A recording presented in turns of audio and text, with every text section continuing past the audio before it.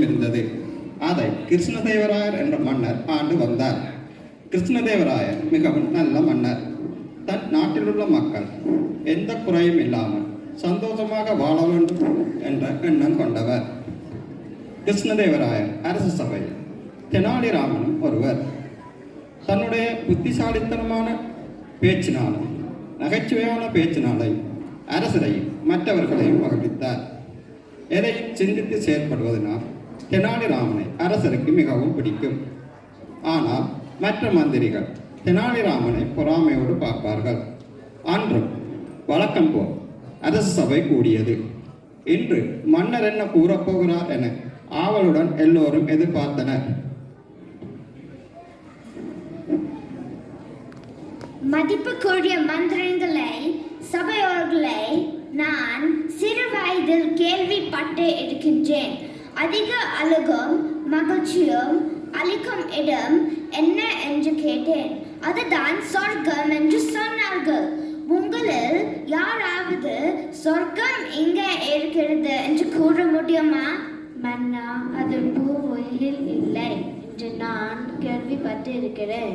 என்ன தெனாலிராமரை, உங்களுக்கும் தெரியாதா? மன்னா, எனக்கு தெரியும். நீங்கள் எனக்கு சிறிது கால அவகாசம் 1000 பொற்காசுகளும் தர வேண்டும். தெனாலிராமன் உங்களை ஏமாற்ற நினைக்கிறார் மன்னா. நிறுத்துங்கள். தெனாலி எதையும் யோசிக்காமல் கூற மாட்டார்.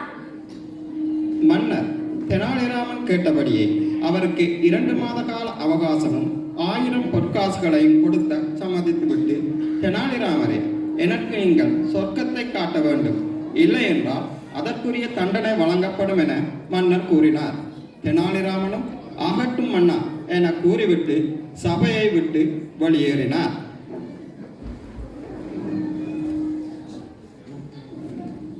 இரண்டு மாதங்கள் சென்றன. தெனாலிராமன் அரச சபைக்கு வரவே இல்லை.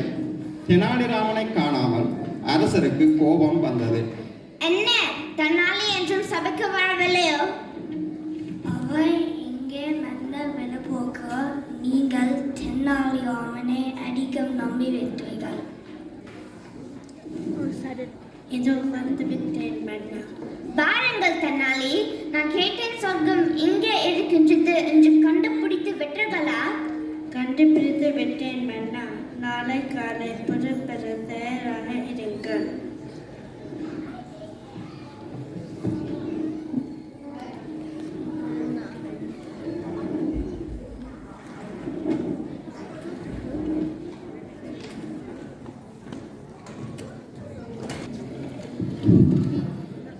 மறுநாள் காலை அரசரும் தெனாலியும் மந்திரிகளுடன் மற்றும் படைவீரர்களுடன் சொர்க்கத்தை காண புறப்பட தயாராகிவிட்டனர்.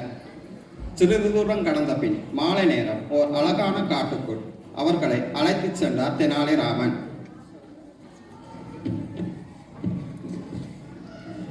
மன்னா, சிறிது நேரம் ஓய்வு எடுத்த பின்னர் சொர்க்கத்தை பார்க்க போகலாம். அதுவும் நல்ல யோசனை தெனாலி.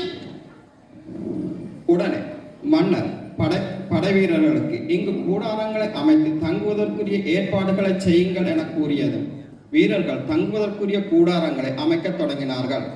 அன்றிரவு அங்கு தங்கிய பின் மறுநாள் காலை மன்னர் கூடாரத்தை விட்டு வெளியே வந்து சுற்றுமுற்றும் பார்த்துவிட்டு,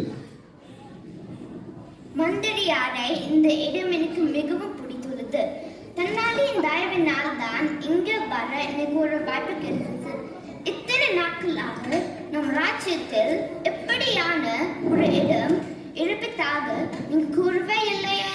மன்னா, நீங்கள் பார்த்து இருப்பீர்கள் என நினைத்தேன். அதுதான் கூடாமல் விட்டு விட்டேன்.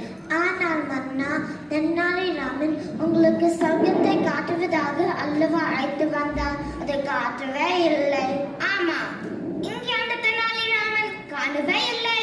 மன்னா, தெனாலிராமனை நேற்று காணவில்லை.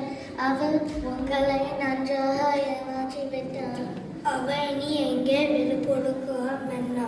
அதுதான் காய் நீர பொற்காசுகள் கொடுத்து வெற்றி கடை. வெட்டி பேச்சு வேண்டாம். அவரை தேடும் பணியை பாருங்கள். மன்னா, அதோ அங்கே பாருங்கள். மன்னா காலை வணக்கம். முதலில் இந்த மாம்பழத்தை சாப்பிடுங்கள், பிறகு அரைப்படியும் சொல்லுகிறேன். ஆஹா, இது வல்லவ கனி. இவ்வளவு சுவையை ஆண்டவன் கொடுத்துக்கிறார். சொர்க்கம், சொர்க்கம், சொர்க்கம். அது சரி தென்னாலி, மன்னோருக்கு சொர்க்கத்தை காட்டுவாத கூறினாய.